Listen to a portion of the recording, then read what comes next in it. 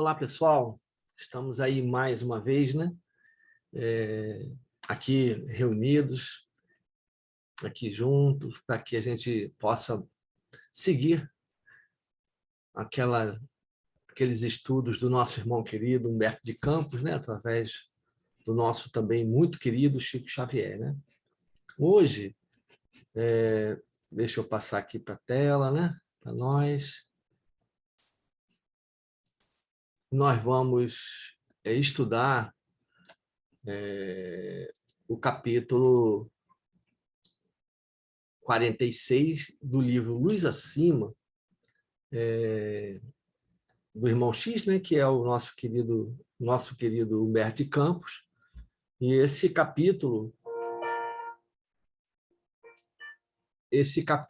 ele traz para nós, vai falar sobre a Revolução Cristã, né, sobre a Revolução Cristã. E eu dei um título da minha interpretação daquilo que a gente estudou, e eu entendi assim que ele está falando, no fundo, sobre o verdadeiro sentido, né, da revolução trazida por Jesus, da revolução cristã. E ele começa, então, contando, né, a seguinte forma: ouvindo variadas referências, seja do reino, do novo reino, Tomé se impressionou, acreditando, né, que o povo judeu, nas vésperas, né, de formidável renovação política. Ou seja, Tomé, ouvindo sempre Jesus falando do reino de Deus, do reino do porvir, ele começou a acreditar que o povo judeu estava assim no limiar, né, nas vésperas de uma renovação política assim formidável. E ele, indubitavelmente, Humberto conta que Jesus, segundo Tomé, seria o orientador supremo do movimento a esboçar-se pacífico para terminar, com certeza, em choques sanguinolentos.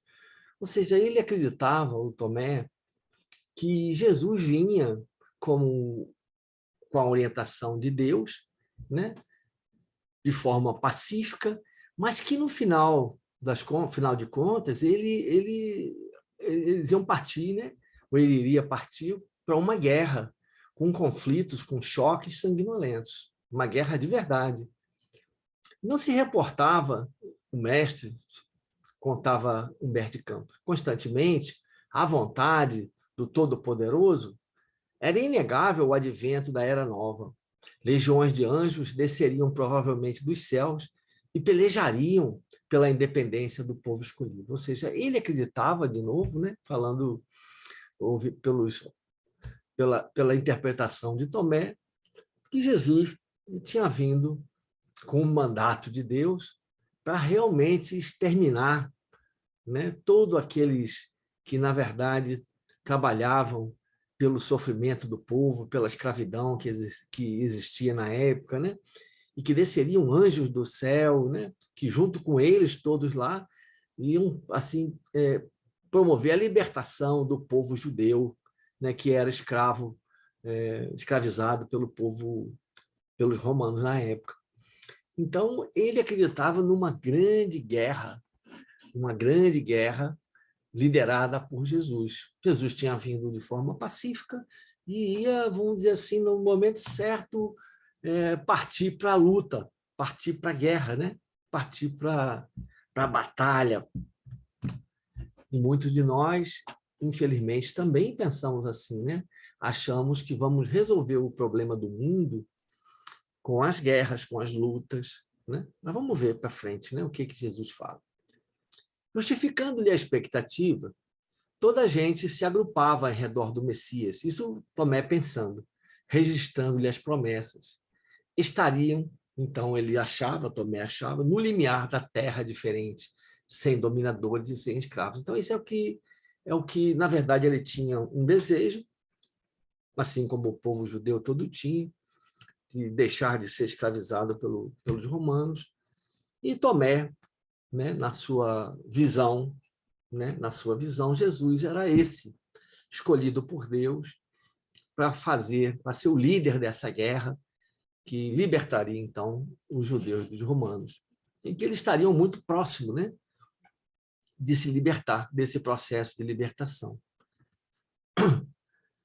Submetendo certa noite ao Cristo as impressões de que se via possuído, dele ouviu a confirmação esperada, ou seja, Tomé falou com Jesus das impressões que ele tinha, de que ele se via possuído.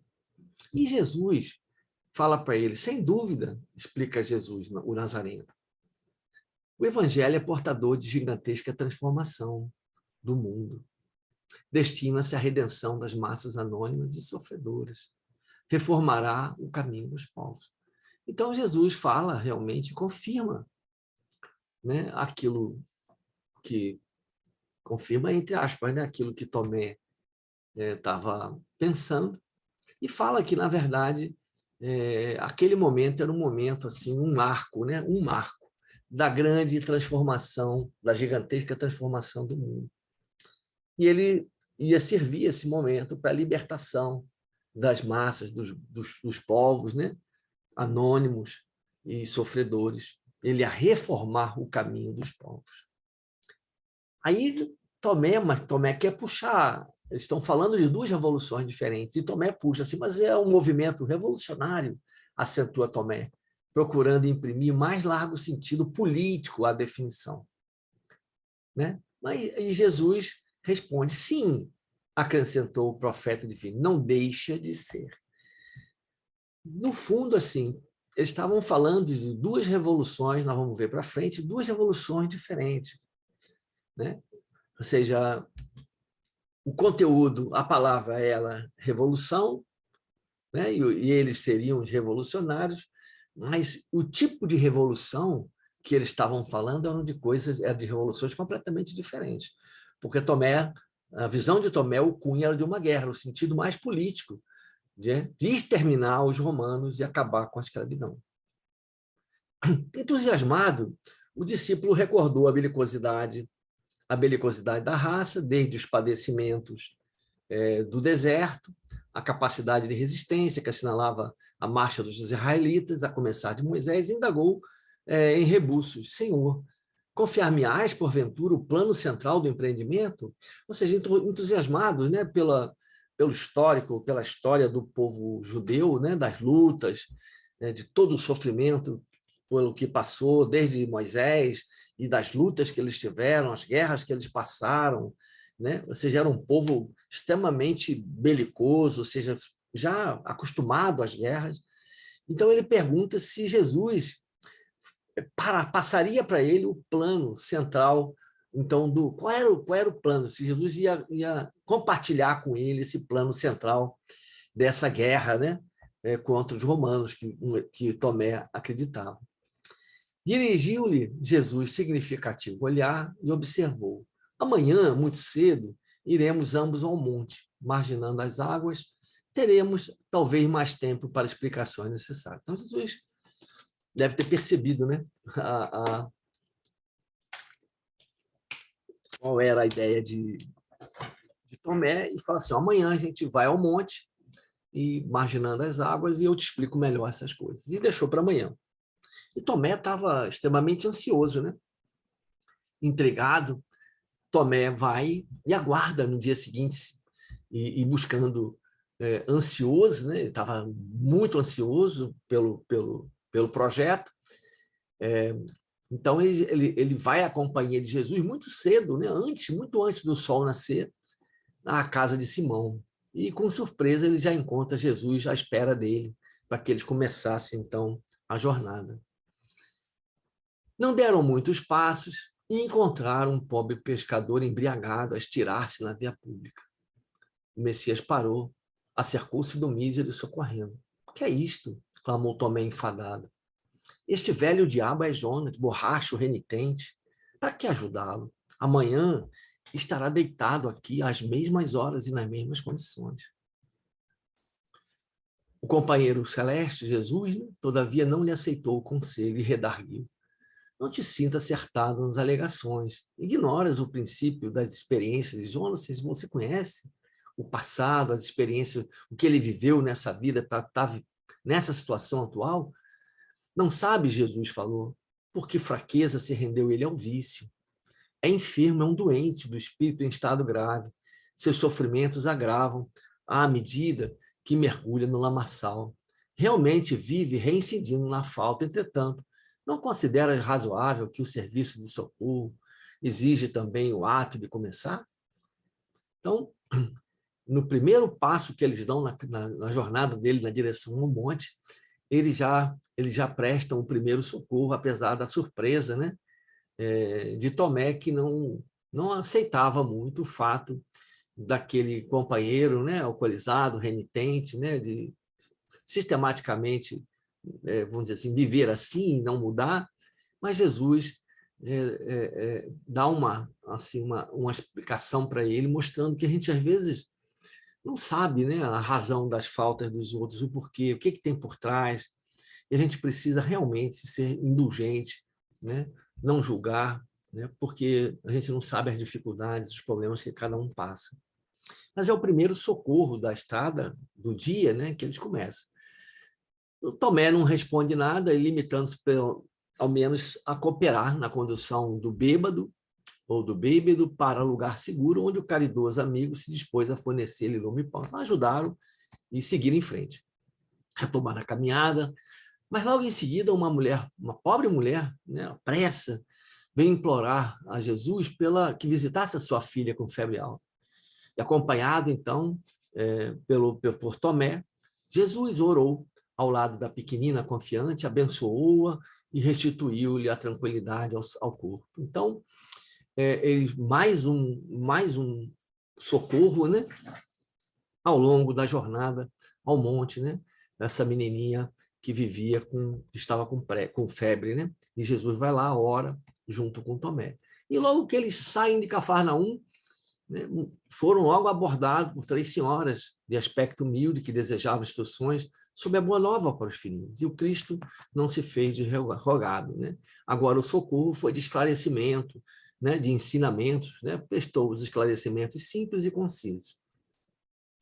Ainda não havia concluído aquele curso rápido de evangelho, nem tinha acabado ainda no curso com os meninos, e Jafé, o cortador de madeira, veio resfolegante suplicar-lhe a presença no lar, porque um filho estava morto e a mulher enlouquecera, o sofrimento, né, com um filho morto. Então Jesus vai acolher a esses sofredores, né, que somos muitos de nós.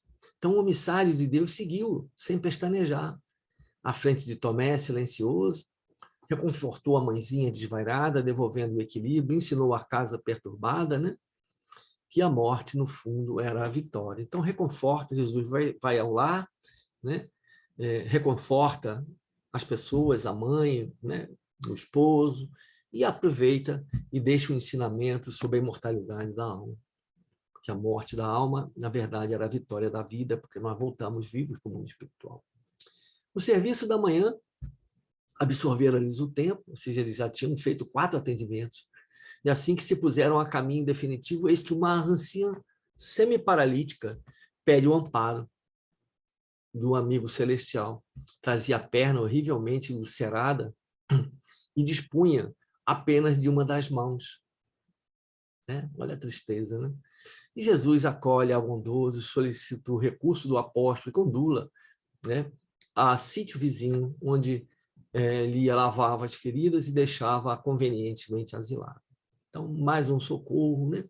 Então, ao longo dessa caminhada deles na direção do monte, onde Jesus explicaria todo aquele, né, o que Tomé, o plano que Tomé gostaria, eles estão fazendo os serviços, né, de atendimento, de acolhimento, né, àqueles que pedem, né, ao longo da nossa caminhada. E prosseguindo então de viagem, né, para o monte, mestre e discípulo foram constrangidos a atender mais de 50 casos difíceis, né?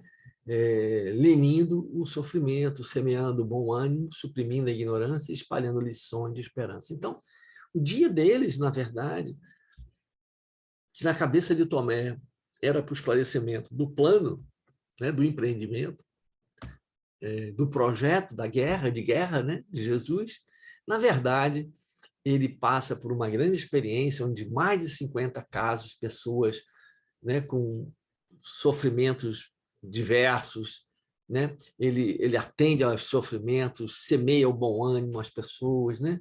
Ensina suprimindo a ignorância, espalha lições de esperança, de iluminação, sempre rodeados dos doentes da vida que somos nós, né? De cegos, de loucos, leprosos, aleijados, doentes e aflitos. Mal tiveram tempo de fazer ligeiro repasto, né? Quer dizer, nem tempo para comer, né, eles tiveram. Quando atingiram, então, o objetivo, eles anoiteceram de todo, as estrelas brilhavam, estavam extremamente cansados, né, muito cansados da viagem, de todo o trabalho, do dia, né, que eles realmente, vamos dizer assim, viveram, né, vivenciaram, estavam muito cansados. E Tomé, os pés sangrentos, né? Enxugou o suor copioso e rendeu graças a Deus pela possibilidade de algum descanso. Mas a fadiga de Tomé não lhe subtraíra a curiosidade, ele estava curioso com o plano. Erguendo então para Jesus o olhar indagador, inquiriu: Senhor, dar-me-ás agora a chave da conspiração, olha, da conspiração libertadora, ou seja, como é que vai ser esse plano de guerra em que nós vamos, na verdade, libertar o nosso povo, né, o povo judeu dos romanos, né? Como é que vai ser esse projeto, essa conspiração que há de nos libertar, né? E o divino Jesus, interpelado, esclareceu, sem vacilar: Tomé, os homens deviam ter tédio, né, entediar-se, né, se sentir mal, né, de revoltas e guerras que começam de fora, espalhando ruína e ódio, crueldade e desespero. Nossa iniciativa redentora verifica-se de dentro para fora. Então, é o primeiro ponto importante da lição, né? A revolta, né? Ou seja, o nosso processo, o processo de redenção do mundo, ele não passa, né? Ele não passa pelas guerras, pelas revoltas, né? Que espalham ruínas, ódio, crueldade, desespero. Ela não vem de fora para dentro. Na verdade, o processo de redenção do nosso aqui do planeta, ele vem de dentro para fora. Já Jesus fala, nos achamos em plena revolução evangélica, ou seja, a revolução evangélica já iniciou. E o dia de hoje, como os abençoados deveres, né, que nos trouxe, representa a segura resposta à indagação que formulaste. Ou seja, o dia já tinha evidenciado a proposta do reino dos Deus, do reino de Deus, do reino dos céus, a verdadeira proposta que Jesus vinha trazer, que era do amar e servir, né, o tempo inteiro aos necessitados.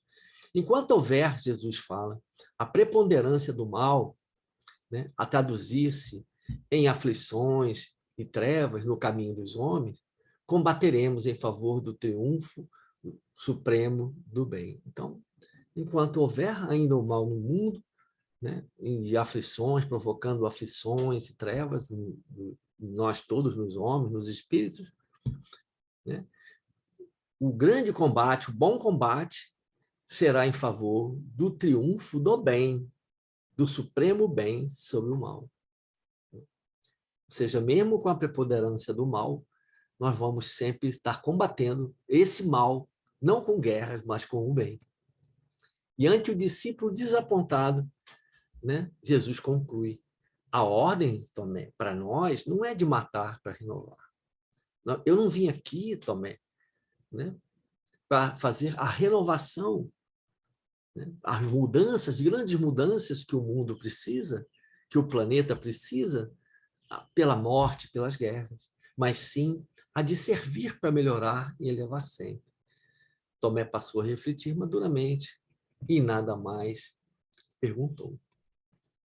Então, o que Jesus vem trazer, né, para nós? A gente aqui, todos nós aqui pensando um pouquinho.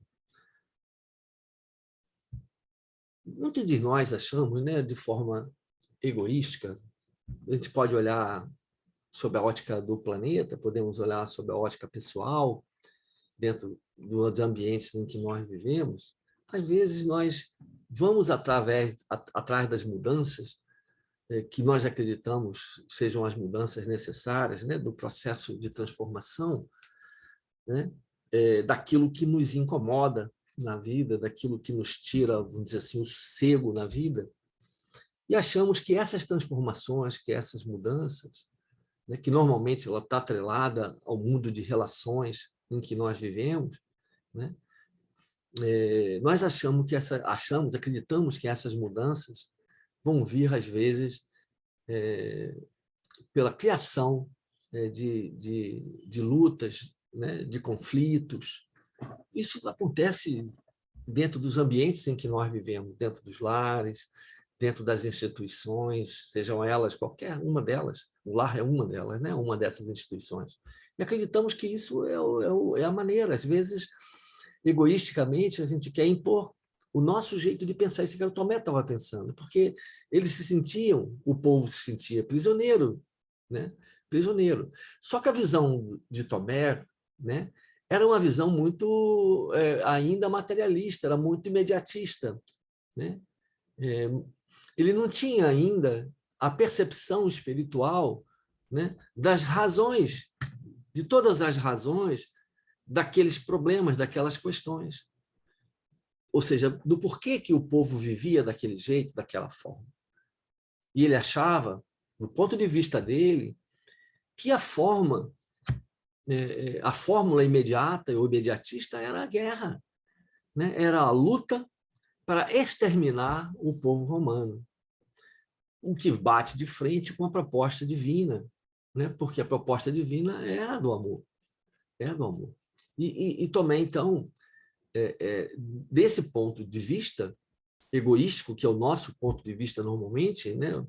Porque a gente busca, no fundo, para nós, os poderes da vida, a gente quer ter o controle, quer ter o poder, quer ter a abastança material, a gente quer conquistar tudo que está em volta de nós, né? Em função do nosso orgulho, do nosso egoísmo, e não queremos saber quem está na frente, muitas das vezes, e queremos passar por cima de tudo, sem entender a visão espiritual. Porque, por exemplo, olhando pelo lado espiritual, né, a gente pode ver assim, esses que vivem hoje nesses sofrimentos, né, olhando pelo lado das reencarnações, que nós já sabemos, certamente já viveram lá nos povos romanos. Muitos daqueles que viveram nos povos romanos hoje estão vivendo nos povos judeus para aprender as dificuldades que eles criaram do outro lado.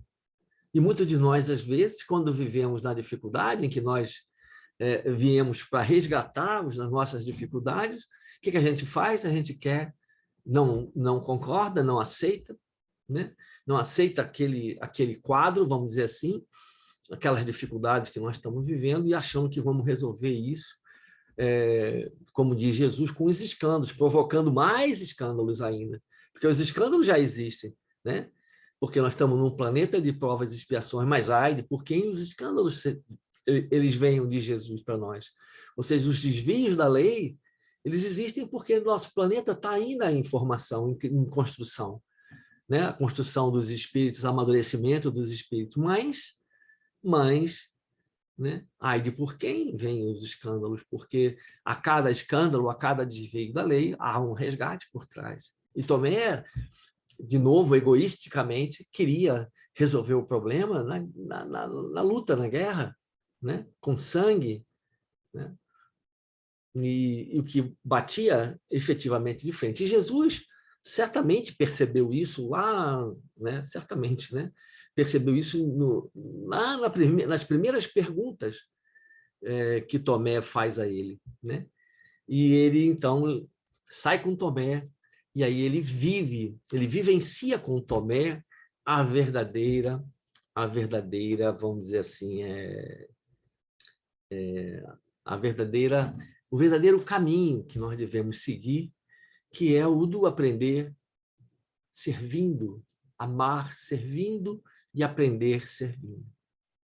Né? Não é com guerras que nós vamos eliminar ou acabar com as guerras, é com a construção da paz. Só que a paz ela tem que vir dentro de nós, ela tem que vir através do trabalho e do amor, né? Desse trabalho ao próximo, ajudando-nos uns aos outros, porque todos nós vivemos nesse mundo, mas estamos em níveis diferentes de evolução. E precisamos, na verdade, vamos assim, compartilhar, dividir, no fundo, para multiplicar. Compartilhar para que o amor, né? O amor, o servir, ajude a nós próprios, no nosso próprio crescimento, mas, ao mesmo tempo, ajude os nossos irmãos. Jesus, ou seja, a modificação não é externa, não é de fora para dentro, ela é de dentro para fora. Nós vamos mudar de dentro para fora. E Jesus nos traz isso nas parábolas do reino, né? Quando ele fala, lá em Lucas, capítulo 17, versículos 20 e 21, ele nos fala que o reino de Deus, por exemplo, é um tesouro escondido, ou seja, ele está dentro da terra, né? Num campo, tesouro escondido num campo, está dentro da terra. Ou ele é uma pérola, né? É uma pérola que está dentro da ostra, né? Ou ele é um grão de mostarda que se faz uma grande árvore, ou ele é um fermento que cresce dentro do pão, os peixes que são pescados, que estão no fundo do mar. Ou seja, o movimento divino é um movimento interno. Por quê? Porque o reino, a lei maior está na nossa consciência. E o grande trabalho das nossas reencarnações é esse desenvolvimento das nossas potencialidades, é a educação intelectual e moral dos nossos sentimentos, para que nós possamos, através de sentimentos, né, vamos dizer assim, da melhoria, do desenvolvimento, da educação dos sentimentos, nós construirmos pensamentos diferentes, ideias melhores e, consequentemente, atos, comportamentos diferentes desses de guerra que Tomé veio trazer. Então, o movimento ele é interno, né? Ele não é externo, né? Não é externo, não. E no livro Palavras de Vida Eterna, Emmanuel também traz, no capítulo 148, no combate, né? No bom combate, né? Que Paulo traz, que ele fala que combati o bom combate, acabei a carreira, né? E guardei a fé. Está em Paulo 2, Timóteo. Então, nesse texto, Emmanuel vai trazer para nós que, na verdade, muitas das vezes a gente acha que o combate é a eliminação dos inimigos, daqueles que são desafetos, daqueles que nos provocam, né? A gente quer utilizar as armas para destruir aqueles que nos, vamos dizer assim, cutucam, né? Aqueles que são o aguilhão das nossas jornadas. E ele fala que diferente, né? Que, na verdade, no combate, nós, na verdade, criamos problemas para nós, criamos resgates muito complicados, porque nós batemos de frente com a lei. Agora, o que nós precisamos fazer é o bom combate, né? Porque no combate a gente resgata débitos grandes do mal que nós fizemos ao próximo. E no bom combate nós combatemos as nossas próprias imperfeições, as nossas próprias inferioridades, né? E são essas inferioridades que nos chumbam, nos prendem aqui à crosta terrestre em aflitivos processos de reajuste, né, pela lei de causa e efeito nos processos reencarnatórios. Então, nós vamos resolver o nosso problema, o problema do mundo, não é com as lutas, com as guerras, não é com o mal, é pelo bem, é pelo amor, é pela caridade, né? Então, Paulo vem trazer isso tudo para nós. Então, qual é a lição que a gente tira disso? Eu penso assim, né?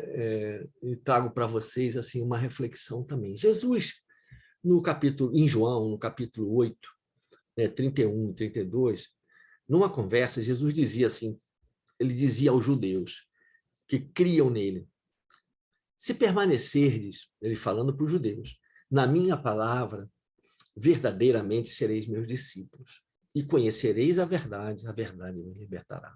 Essa frase ela é muito significativa, né? Porque à medida que a gente conhece a verdade, o que é a verdade? A verdade vai mostrar para todos nós o sentido das nossas vidas, que é o que o Espiritismo veio arrancar uma série de véus, né? Que tampavam os nossos olhos, que não permitiam que nós raciocinássemos, que entendêssemos melhor os ensinamentos de Jesus. E quando a gente começa a entender como é que funciona todo esse processo, através das reencarnações, desde o movimento lá de trás nosso, dos simples ignorantes, e nesse processo de crescimento, em que as dificuldades, as circunstâncias da vida são provas ou expiações que nós temos que passar, que aqueles que nós estamos no lugar certo, na hora certa, que aqueles que estão ao nosso lado são aqueles que nós precisamos ajudar a construir, mesmo que eles sejam difíceis, mesmo que sejam desafetos, mesmo que eles nos machuquem, que nós temos que auxiliar, que ajudar, que amparar, que acolher, né? Então, a verdade é que o mundo, né, só vai viver em paz quando cada um de nós estiver com a paz dentro de si. E essa paz dentro de nós, ela é construída, vai ser construída através do servir, do amor caridade, do amor em ação, levado àqueles que necessitam, porque é dessa forma também que nós aprendemos. É através do serviço que nós atendemos aqueles que necessitam de nós, mas, ao mesmo tempo, né, nós crescemos. Nós não estamos fazendo nenhum favor àqueles que estão ao nosso lado, nenhum favor, isso é um dever, porque nós somos filhos do mesmo Pai, somos irmãos.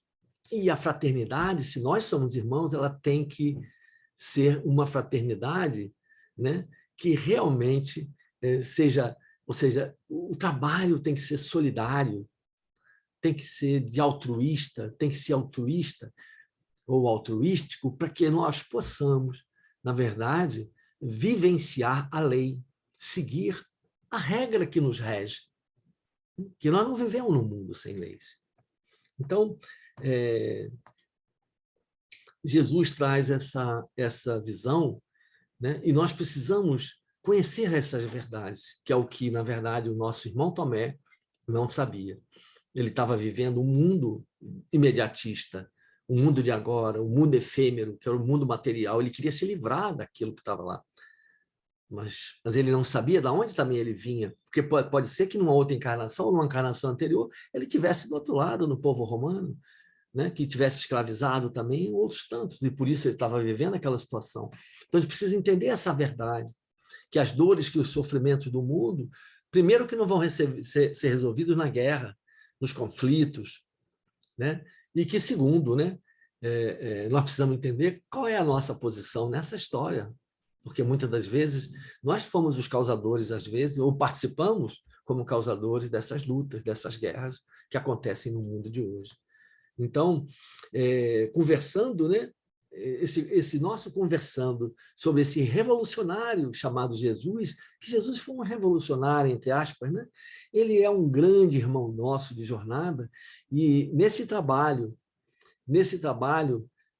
que já faz aí mais de 2000 anos, ele traz para nós todo o caminho, né, que está projetado e planejado, mas não é aquele caminho da guerra, né, que Tomé estava pensando, mas o caminho para que nós possamos construir em nós o reino de Deus, né? E como o Espírito de verdade, que é Jesus, nos fala, né? Amai-vos e instruí-vos. Então, esse é o caminho da construção da sabedoria e do amor dentro de nós. Essas são as duas asas libertadoras que hão, né, de fazer com que nós encontremos um mundo de harmonia, de paz, de equilíbrio, né? Mas não com guerra. Nós não vamos ter paz com guerra. Nós não conseguimos construir a paz aniquilando os nossos irmãos de caminhada. Nós vamos construir, na verdade, são resgates enormes em função das dificuldades que nós criamos. Então, essas duas asas, né? O amor, que é o serviço ao próximo, né? E a sabedoria, né? Estudar para conhecer e aprender servindo. Então, essa, na verdade, é a grande lição que Jesus traz para nós, que os movimentos não vão ser de fora para dentro, os movimentos da paz, do equilíbrio, da harmonia, né? Eles vão vir de dentro para fora, né? Pelo trabalho, nosso próprio trabalho, assim, com as nossas imperfeições, e esse trabalho de modificação, de transformação de cada um de nós, de renovação de cada um de nós, vai ser feito através do serviço ao próximo, do acolhimento àqueles que sofrem, porque fazendo isso, nós ajudamos a construção de um mundo melhor, ajudando o próximo e ajudando a nós próprios. Então, essa é a lição que a gente queria deixar para vocês, né, da interpretação, da análise desse irmão querido, né, Humberto de Campos, e que Jesus, né, possa estar nos nossos corações, hoje e sempre, e que possamos, todos nós, conhecer a verdade, estudando e servindo, porque a verdade é que vai nos libertar. Porque o que nos prende ainda, infelizmente, a matéria, são as nossas imperfeições, são os nossos vícios, né? São os nossos desejos que nos empurram para esses caminhos, na verdade, para esses grilhões que nos prendem. Nós precisamos nos libertar. E o que liberta é o amor, é o trabalho no bem, é o serviço no bem. Muita paz, meus irmãos, e que Jesus, né, esteja nos corações de vocês hoje e sempre. Grande abraço, fiquem com Deus.